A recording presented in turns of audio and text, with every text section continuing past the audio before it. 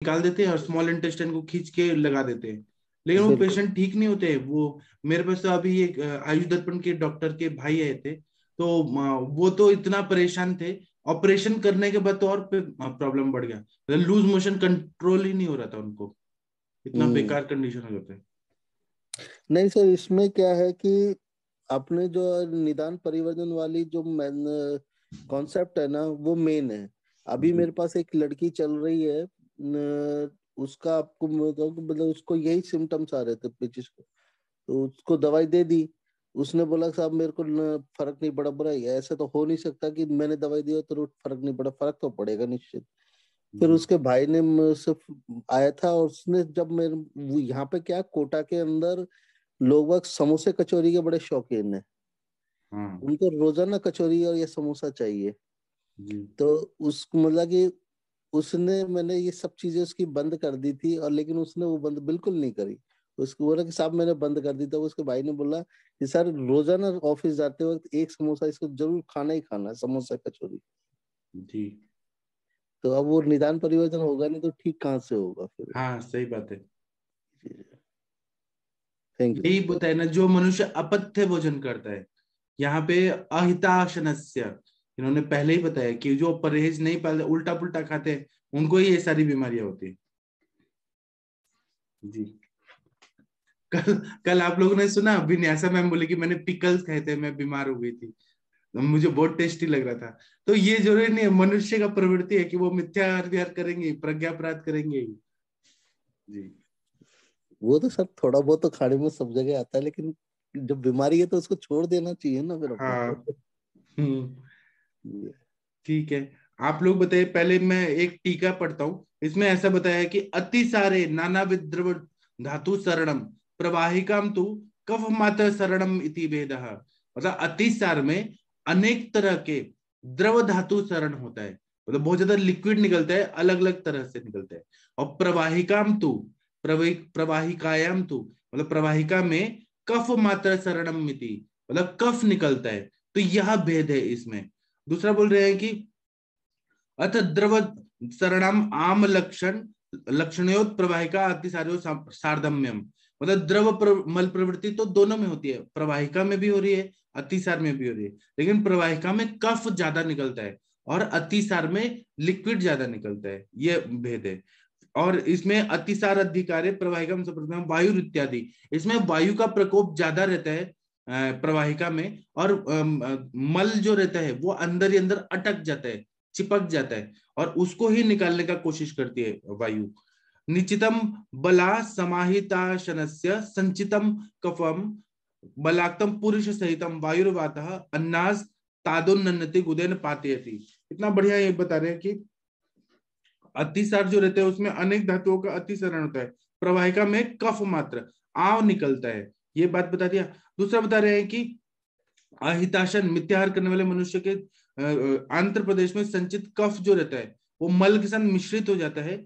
वायु जो रहता है वह गुद मार्ग द्वारा शरीर से बाहर निकालने का कोशिश करता है, बार बार निकालने का कोशिश करता है, और इसीलिए ये प्रवाहता प्रवाहनम कुर्वता, मतलब प्रवाहन मतलब किंचन करता हुआ मनुष्य निकालने का कोशिश करता है। भोज जो लोग हैं ये इस व्याधि को विस्त्रंसी बोलते हैं, हरित जो है वो निश्चारक बोलते हैं। ये उन्होंने अलग अलग नाम दे दिया है इन्होंने। पराशर तंत्र में अंतर्ग्रंथि नाम दिया गया है। और प्रवाहिकति सा गया कैसे निशाचरक स्तु, मतलब इसको निश्चारक ऐसे हरित में बोला, हरित संहिता में लिखा गया है। जी। अब आप लोग कुछ बताइए। डॉक्टर श्वेता जी, आपने ऐसे पेशेंट देखे हैं क्या?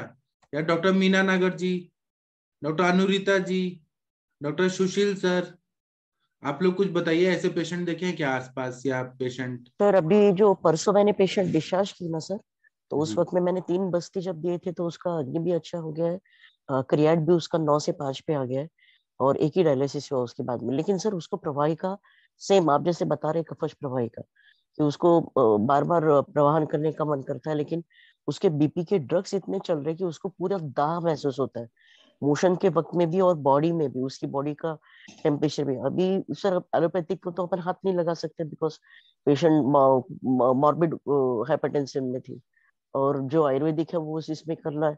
तो अभी इसमें हम विरेचन भी नहीं दे सकते क्योंकि पेशेंट बहुत ज्यादा लीन है अभी, जस्ट मुश्किल से। तो फिर से बस्ती दे सकती हूँ क्या ऐसी कंडीशन में, प्रवाही का, हाँ, कफज वायु प्रवाही? को हमें शमन करना है तो हमें अपान हाँ वायु यहाँ पे दूषित हुआ है, तो बस्ती ही हाँ। दूसरी चिकित्सा होती है।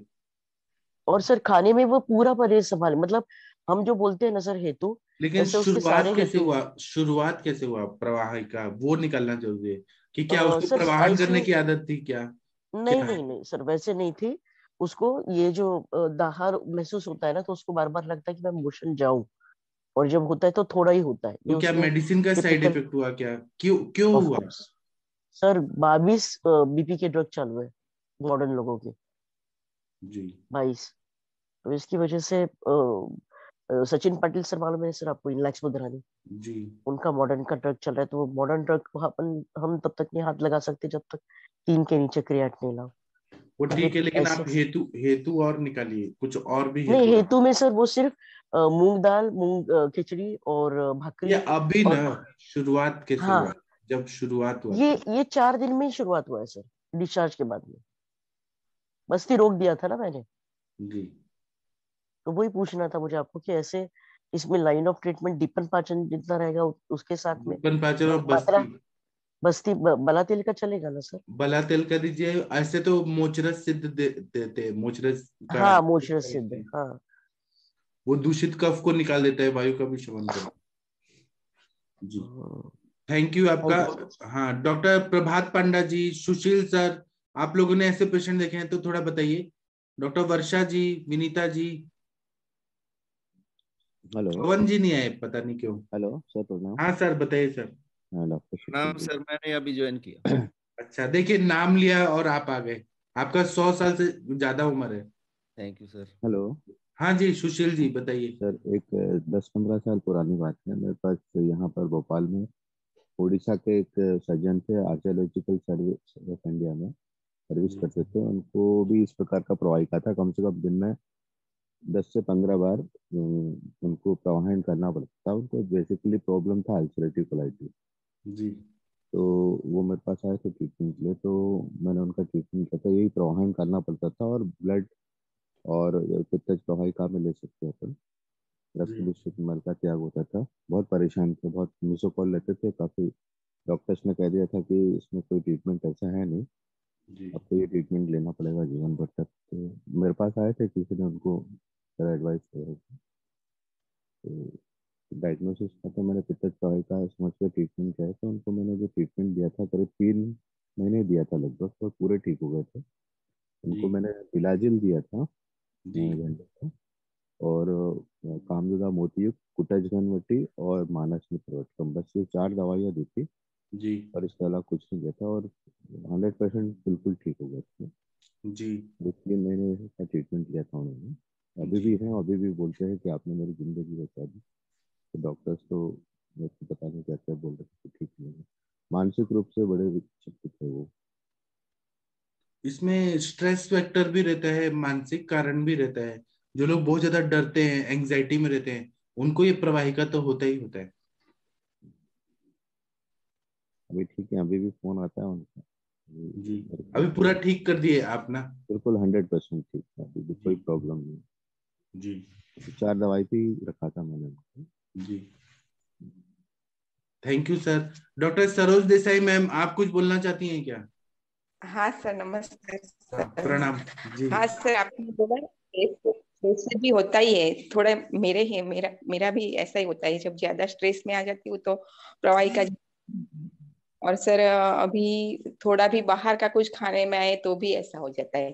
फिर मैं डाइट में कंट्रोल कर देती हूँ, अनाज नहीं खाती हूँ, जैसे दाल चावल, जैसे मूंग भात, खिचड़ी शाक, ऐसा ही खाती हूँ 5-7 दिन तो ठीक हो जाता है।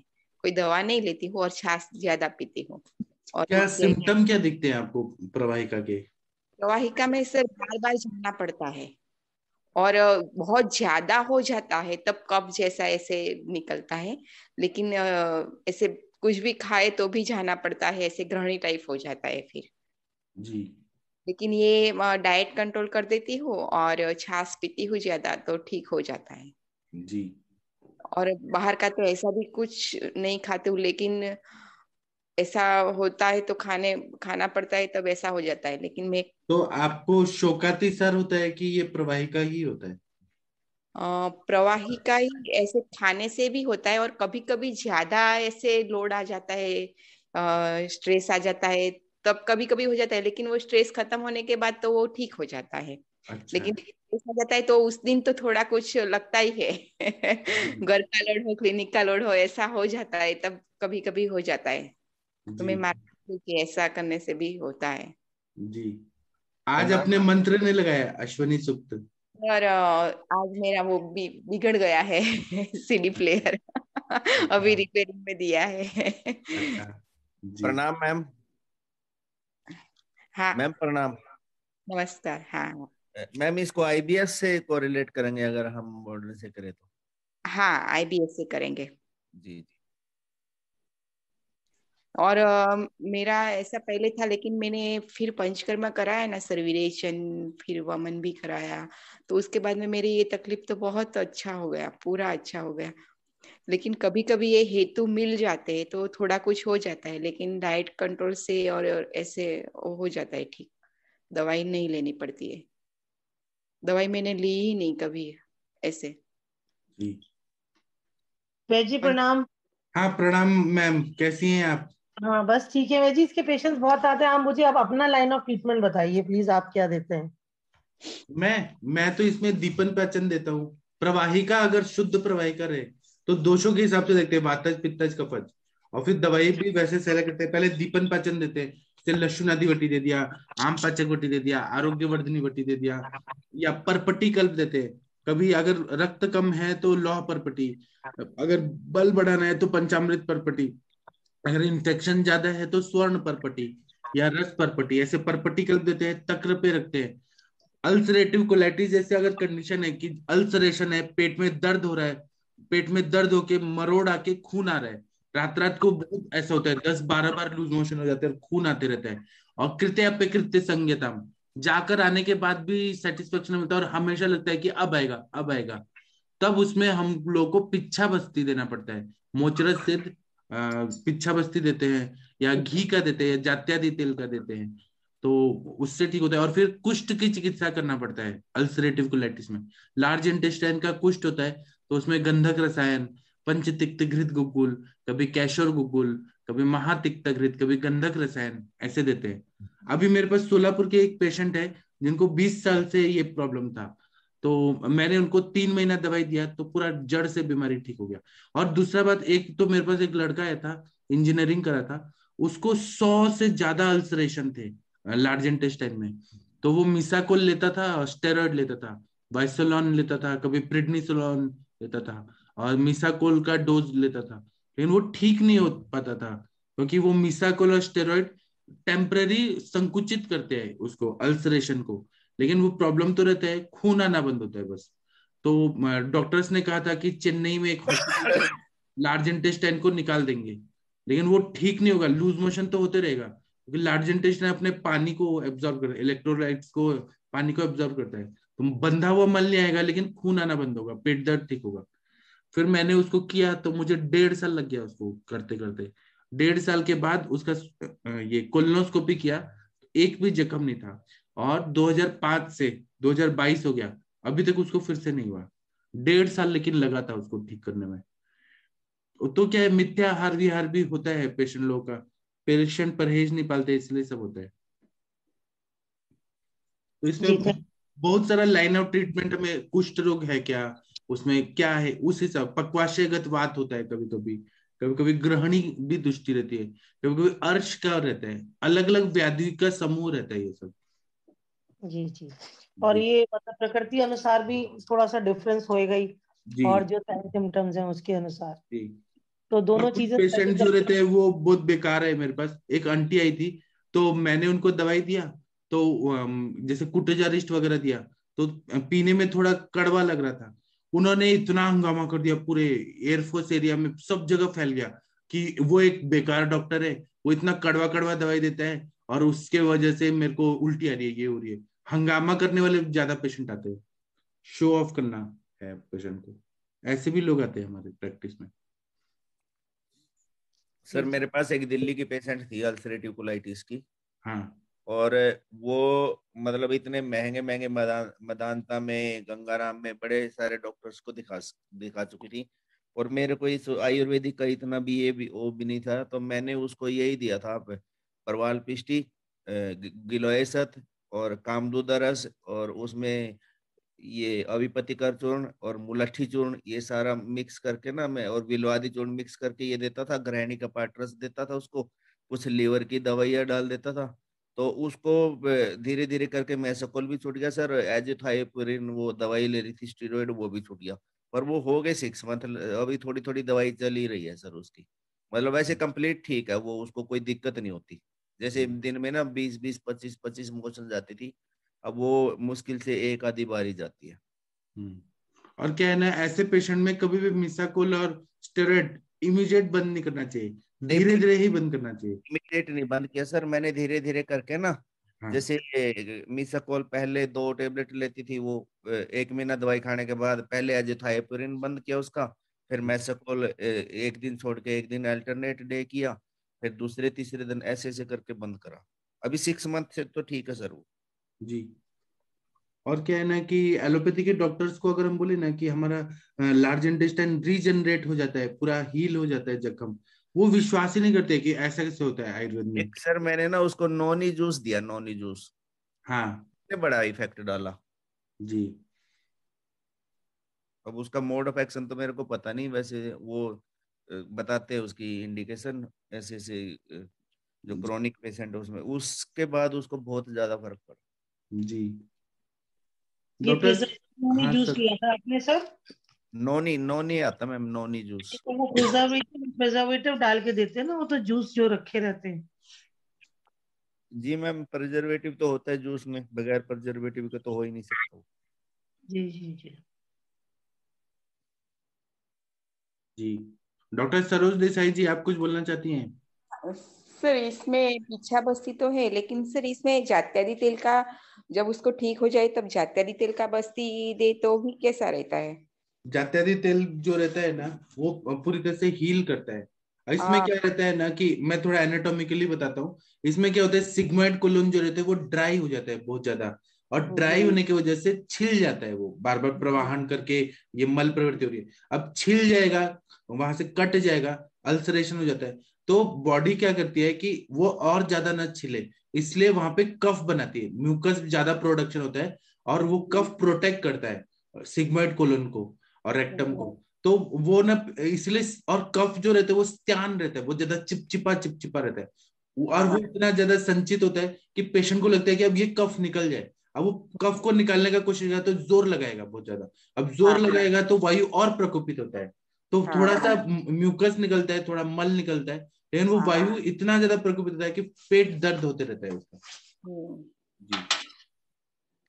तो सर जात्यादी तेल का बस्ती इसे ठीक हो जाए तब बाद में सिग्मोइड कोलोन में जो अल्सरेशन है वो हील करते जाता है, और तेल जो रहता है वो वायु का शमन करके वायु को अच्छे से निकाल देते हैं। हाँ, क्योंकि मैंने ली थी ना तो मुझे अच्छा लगा था। हाँ, और इसीलिए चिकित्सा में बताया गया है कि एरंड तेल हम कभी कभी देते हैं। एरंड तेल से जो कफ चिपका है वो निकल जाता है एक बार में, लेकिन ज्यादा नहीं देना चाहिए, नहीं तो उससे और लूज मोशन ज्यादा भी लग सकता है। तो अल्टरनेट डेज दें या 2 2 दिन के गैप के बाद दें, ऐसे देना पड़ता है। और लेकिन सर इसमें क्या होता है कि हेतु जब मिल जाता है ना तो असर तो थोड़ा कुछ हो ही जाता है। हेतु तो सबसे, इसमें यही बोला है, अपथ्य भोजन जो करता है उसी को होता है ये सब।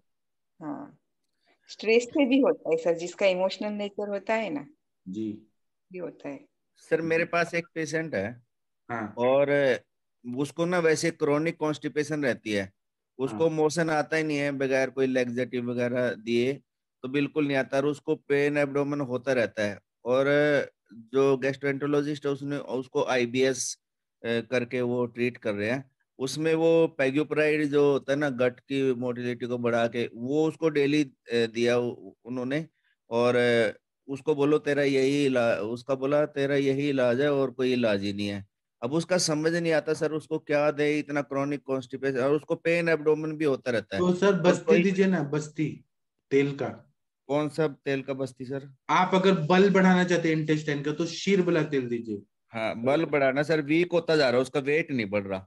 तो शीरबला तेल का रोज 100 ml तक मात्रा बस्ती दे देंगे ना, तो जी वो स्नेहन भी कर देगा और वहां पे वायु को भी शमन कर देगा और ये प्रॉब्लम भी सॉल्व हो जाएगा, पेट रोज का रोज साफ होगा। तो उसको जैसे 3-4 महीना कंटिन्यू मात्रा बस्ती दीजिए। अगर सर वैसे मेरे पास बस्ती वाला तो है नहीं, वो तो चलो आपने बताया था वो सिरिंज के साथ क्या 100 पेट। ml का सिरिंज लेके आइए, K90 का एक कैथेटर लगा के और शीरबला तेल दे दीजिए, रोज बस्ती लेंगे, ठीक हो जाएगी। जी जी जी जी, अब करूंगा सर, उसको आज से ही स्टार्ट करूंगा मैं फोन करके ना, काफी दूर से आता है और बहुत परेशान है सर। यंग जी लड़का है, वेट कम होता जा रहा है और कॉन्स्टिपेशन उसका हट नहीं रहा। जी सर एक चीज पूछना चाहता हूँ सर मैं। जी अपन ये मात्रा बस्ती लगाते हैं क्योंकि मेरे पास पेशेंट का चल रहा है, जी तो मैं उसको जात्यादी तेल का बस्ती लगा रहा हूँ एक को, और उसको और एक को मतलब दूसरा तेल है उसको दूसरा दे रखा है। तो अपने मात्रा बस्ती कितने देर ठहरनी चाहिए और कितनी देर छह ठहर से बारह सकती है? घंटा 6 से 6 से 12 घंटा 12। तो वो जो दूसरी लेडी को दे रहा हूँ वो ये बोलती है कि सर मेरा क्या है कि 1 घंटे के अंदर वापस निकल जाता है, कोई तो बात नहीं, कोई बात नहीं, बॉडी को जितना चाहिए उतना रखेगा, बाकी निकल गया तो कोई बात नहीं। कोई बात नहीं ना सर, फिर नहीं, ठीक। टाइमिंग क्या सर, अगर मैं उनको सिखा दूंगा तो क्या नाइट में ले उसको? हाँ खाना वाना खा के ले ले, क्योंकि नाइट में क्या रहता है कि इंसान सो जाता है तो ज्यादा देर तक रहता है। ठीक अब ठीक वो है। पेशेंट टू पेशेंट डिपेंड करता है कि वो अगर सुबह लेके होल्ड कर सकते हैं तो सुबह ले। कैथीटर कितना उसमें, पूरा का पूरा कैथीटर अंदर जाना चाहिए? वो मुश्किल से 1 फीट उसकी होगी सर, उसकी पूरा फिट, पूरा कैसे कैथेटर डालेंगे? आप ज्यादा से ज्यादा 4-5 सेंटीमीटर तक डालेंगे। इंटेस्टाइन में तो। हाँ पूरा अंदर तो कैसे क्यों घुसाएंगे? 4-5 सेंटीमीटर अंदर घुस गया तो ठीक है बस। ठीक है सर। लेकिन वो तेल रहना चाहिए, तेल जितना रहता है उतना वो स्नेहन करता है। जी जी जी। जी। और बताइए डॉक्टर पवन कुमार जी, आपने कल दाल चावल खाया था, दाल रोटी, सब जी पच गया ना सुबह? हाँ जी, मैं तो बिल्कुल फिट रहता हूँ। आपका बहुत अग्नि लाइट अच्छा है। लाइट फूड खाता हूँ सर मैं। अपथ्याहार नहीं करता, कोई फास्ट फूड नहीं खाता। जी। एक्सरसाइज, योगा, प्राणायाम करता हूँ डेली। और आप कितना बजे सोते हैं, कितना बजे उठते हैं? मैं उठता हूँ तो सर 5 बजे हूँ और सोता मैं 11 साढ़े 11 बजे हूँ। लो। तो इतना में नींद पूरा हो जाता है आपका? मेरा हो जाता है सर, मैं डे में भी, मेरी शुरू से आदत है सर। अच्छा। और मेरा एज भी सर 49 हो गया। अच्छा 49, लेकिन मुझे तो लग रहे थे 20-25 साल के।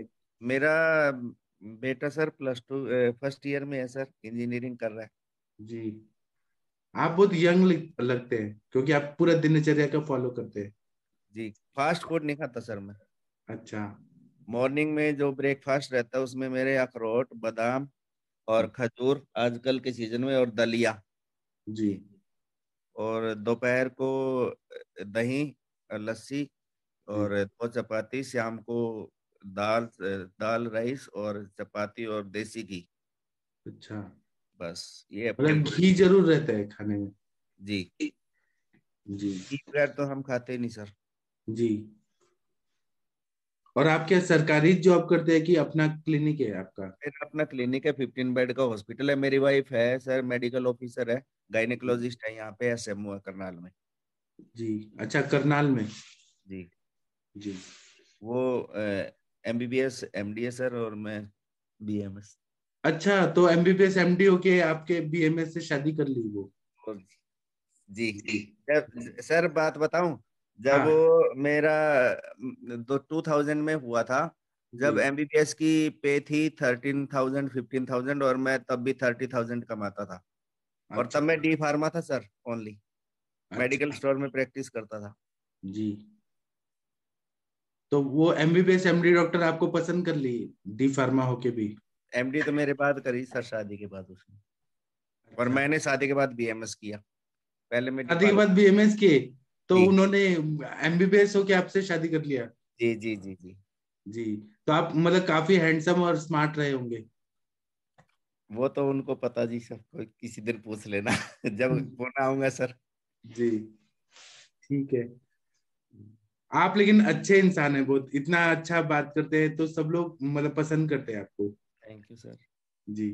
ठीक है, और इसको प्रवाहिका को किसी ने और कुछ बोलना है तो बोलिए प्लीज। कुछ ऐसे पेशेंट देखे हैं तो आप लोग कुछ बता सकते हैं, नहीं तो मैं आगे का श्लोक पढ़ देता हूँ। वातादि भेद से प्रवाहिका के लक्षण आप लोग सुनिए। 22 नंबर का श्लोक है, इसमें इतना अच्छा बताया है कि अब अंशांश कल्पना से व्याधि को बताया। इन्होंने बोला है प्रवाहिका वातकृता सशूला पित्ता सदाह स कफा कफाच स शोणिता शोणित संभवातु ताहा स्नेह रुक्ष प्रभवा मतास्तु तासामति सारवदादिदेश्च लिंगम क्रमम च आम विपक्वताम च। इतना बढ़िया बताया इन्होंने। और ऐसा ही पेशेंट आते हैं। इन्होंने बोला है कि प्रवाहिका के दोषानुसार लक्षण कहते हैं कि वातजन्य प्रवाहिका जो रहती है, वात उसमें केवल शुद्ध वायु रहती है, तो उसमें बहुत ज्यादा पेट में दर्द होता है, उधर शूल बहुत ज्यादा होता है। शूल का ही निर्देश इन्होंने स्पेशली किया है। पित्त की प्रवाहिका जो रहती है उसमें दाह होता है, और शेष लक्षण गौण होने से मतलब सेकेंडरी होने से उसकी कल्पना करनी होगी। और कफज प्रवाहिका जो रहती है उसमें कफ बहुत ज्यादा निकलता है, बहुत ज्यादा म्यूकस निकलता है। और रक्तज प्रवाहिका में रक्त प्रवृत्ति जो रहती है वो बहुत ज्यादा निकलता है। और अब इनका हेतु भी बता रहे हैं कि वायु की प्रवाहिका जो होती है रुक्ष अन्न ज्यादा खाने से होती है। जो लोग मतलब बहुत ज्यादा ड्राई चीजें खाते हैं, स्प्राउटेड चीजें खाते हैं, सूखे धान्य खाते हैं बहुत ज्यादा, उसमें घी वगैरह नहीं रहता है। और आजकल तो ये बहुत ज्यादा बढ़ रहा है कि लोग क्या करते हैं कि मतलब मैदा का चीज बहुत खा रहे हैं, पिज्जा बर्गर बहुत खा रहे हैं, और फिर पेट साफ होता नहीं है। नॉनवेज खाए तो इतना नॉनवेज खा लेते हैं, इतना खा लेते हैं, लेट नाइट खाना खाते हैं, तो ये प्रवाहिका तो बहुत ज्यादा बढ़ रहा है। कफ की प्रवाहिका जो रहती है अति स्निग्ध पदार्थ, जो पिज्जा बर्गर मैदा के पदार्थ, मैदा जो है वो बहुत बेकार है, वह खाने से ही हो जाता है। और पित्ता जो या रक्तज प्रवाहिका जो रहती है वो तीक्ष्ण पदार्थों का सेवन करने से होती है। और इसी तरह से वातादि भेद से अतिसार के समान इनके लक्षण समझना चाहिए। और आम और पक्व का भेद भी यह समझना चाहिए कि इसमें आम के आमज मतलब प्रवाहिका है कि निराम है, या पक्व प्रवाहिका है, वह समझना चाहिए। अब आप लोग बताइए, कुछ ऐसे आप लोगों ने देखे हैं क्या पेशेंट, मतलब पेट में दर्द होके डिसेंट्री लगा है, या बर्निंग होके हो रहा है, या फिर कफ वाला हो रहा है, ऐसा डिफरेंशिएट किया है क्या आप लोगों ने? जी प्रणाम सर। हाँ जी बताइए। ये पेट में दर्द होके प्रवाहिका होना पेचिस मतलब जिसको हो रही है, और कफज मतलब म्यूकस साथ में आ रहा है, ये इस तरह के पेशेंट देखे हैं जी सर। एक और पेशेंट है, उसको खाना खाने के तुरंत बाद तो मोशन नहीं होता है, लेकिन चाय पीने के तुरंत बाद होता है। जी मतलब वो कभी भी पिए लेकिन उसको तुरंत फिर 5 या 10 मिनट में जाना ही पड़ता है, और वो ठीक हो जाए। उसका हेतु मुझे लग रहा है कि उसके यहाँ जो पानी है वो थोड़ा सा कैल्शियम ज्यादा है, और हार्ड वाटर है, मतलब आरओ का पानी वो यूज नहीं करती है वो पेशेंट। आरओ का पानी अगर पीती है तो उसको कॉन्स्टिपेशन हो जाता है, और जी पहले क्रोनिक कॉन्स्टिपेशन की ही हिस्ट्री थी। तो पानी को तो मैंने उसका बंद नहीं करवाया, मतलब बदलवाया नहीं है। फिर क्या करना चाहिए सर ऐसे? मतलब आप क्या चाहते हैं कि पानी बंद कराना चाहते हैं कि नहीं? मतलब अगर आरओ का पानी उसको पीने को कहा जाए तो जी उसकी ये आईबीएस की प्रॉब्लम ठीक हो जाएगी, जी लेकिन फिर उसको कॉन्स्टिपेशन होने लगेगा। तो मैम आप उसको बॉयल कर ले वाटर को तो हार्ड वाटर सॉफ्ट हो जाता है। हाँ क्या करें? पानी को बॉयल कर लेना तो हार्ड वाटर जी सॉफ्ट हो जाता है। जैसे 2 लीटर पानी को ना हाफ तक बॉयल कर लो, उसको 1 लीटर रह जाए तब वो पिलाएं। जी।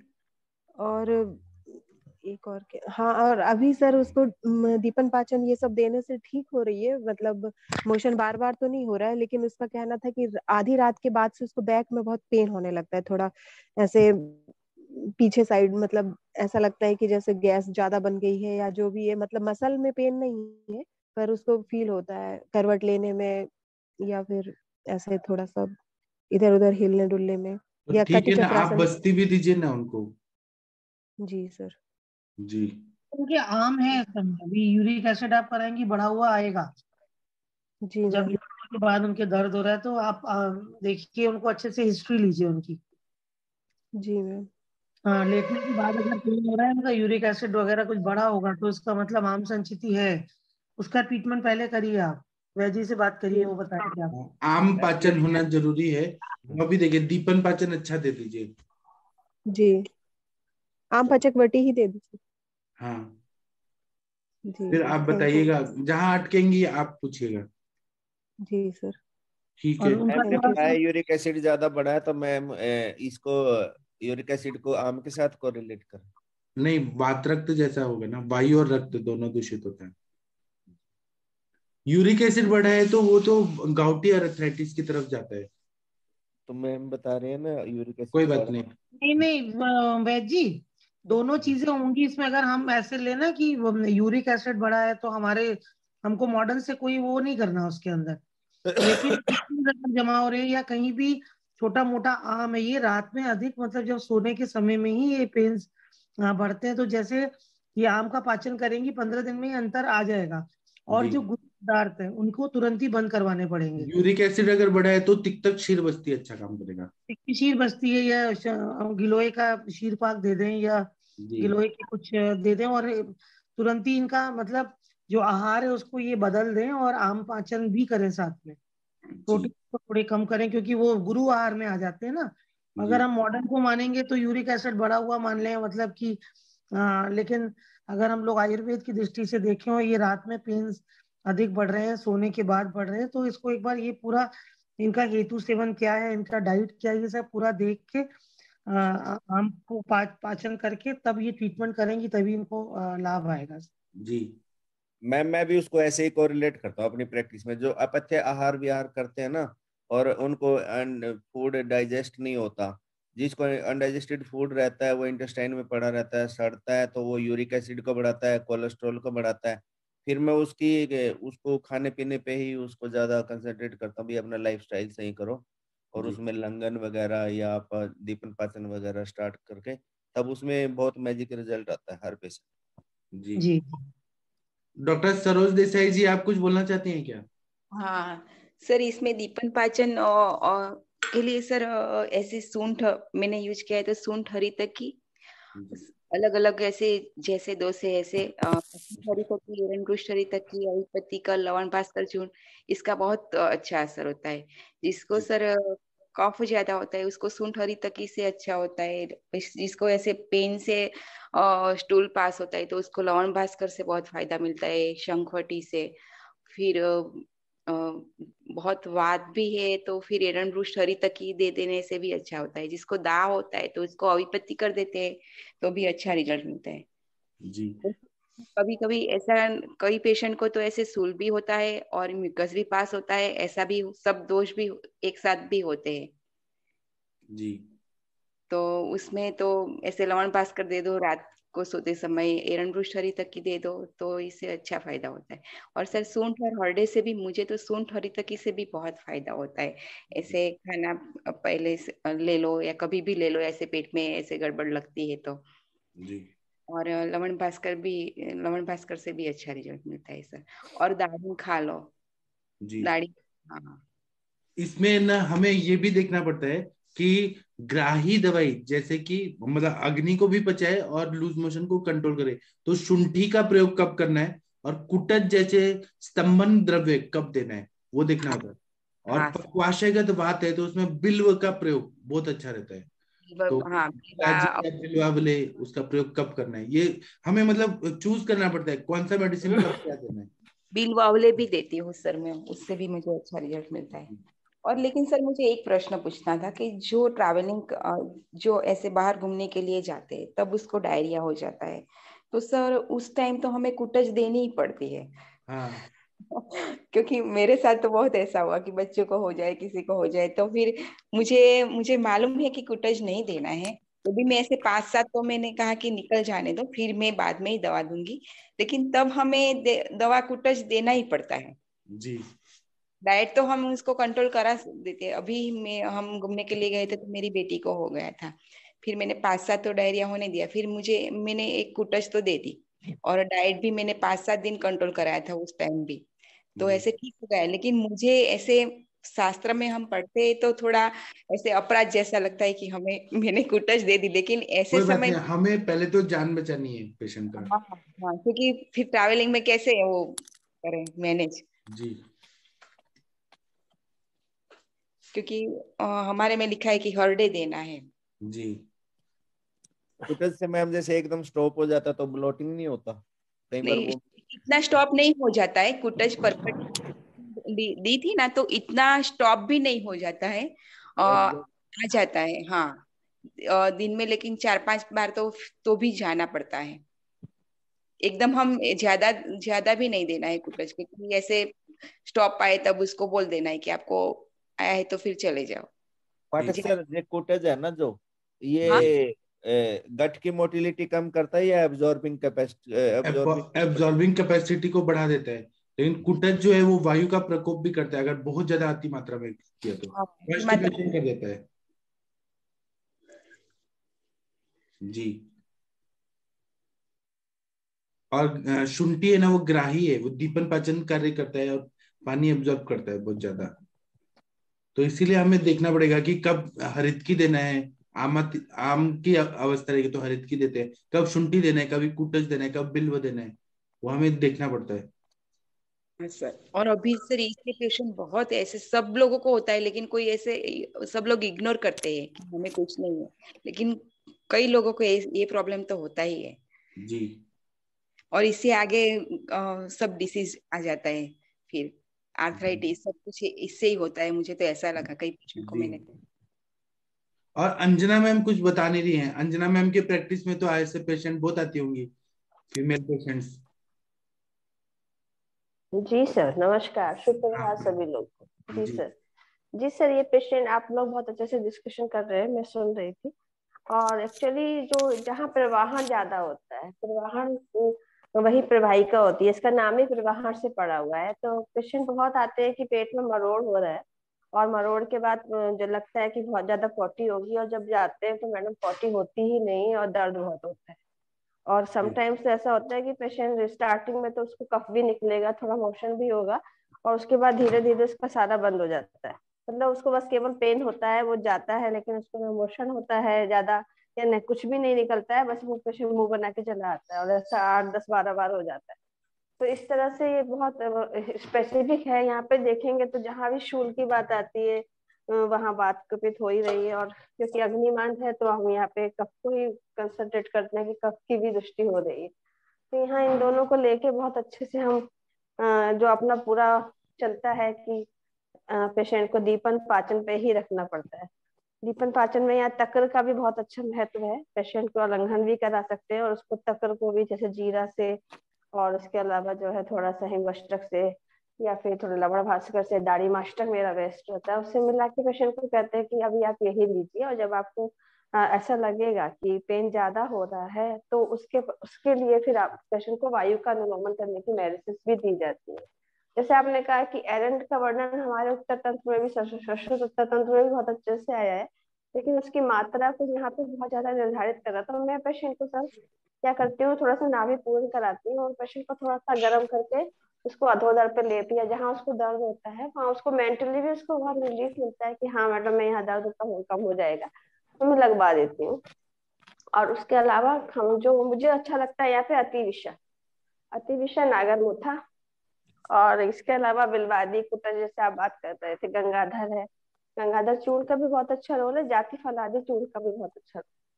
तो पहले हमें प्रॉपरली डाइजेस्ट करना है, दीपन पाचन करना है, और फिर पेशेंट के अकॉर्डिंगली, जैसे इसको पेन ज्यादा है और उसका कफ का हमें जो है पाचन करना है, आम का पाचन करना है, तो वहाँ हम इतनी सारी औषधि करते हैं। आयरन का शरीर का रोल अच्छा है, लेकिन उसको बहुत ही क्लोज मॉनिटरिंग में ही देना होता है, क्योंकि अग्नि दीपक तो बहुत अच्छे से करती है और वायु का अनुलोमन भी बहुत अच्छे से करती है। वायु का अनुलोमन होगा तो पेन पेशेंट को थोड़ा सा कम होगा, पेशेंट रिलैक्स होगा। तो ये 2-3 चीजें हैं जिसको हम